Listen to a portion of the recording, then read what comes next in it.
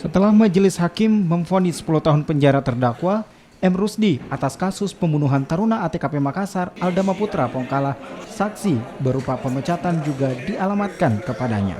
Pihak kampus akhirnya mengeluarkan keputusan berupa pemecatan terhadap M. Rusdi yang merupakan taruna ATKP Makassar.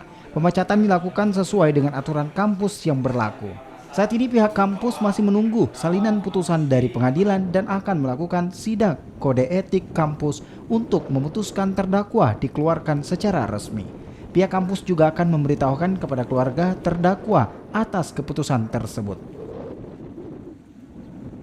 Sesuai dengan peraturan bahwa anaknya akan kita keluarkan begitu mendapatkan hasil putusan dari pengadilan. Jadi begitu kami mendapatkan salinan hasil putusan dari pengadilan, kami akan mengeluarkan langsung SK untuk pemberhentian anak ini.